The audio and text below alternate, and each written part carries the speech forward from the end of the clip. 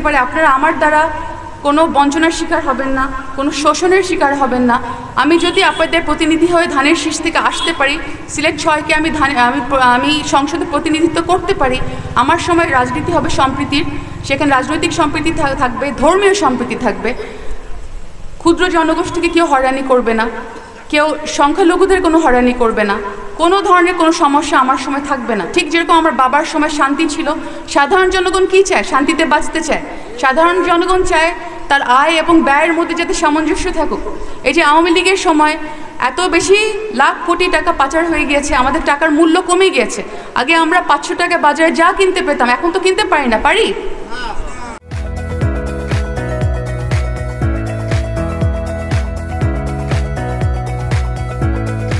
কিন্তু আমাদের বেতন তো বাড়ছে না। তো এটার জন্য দায়ী কে?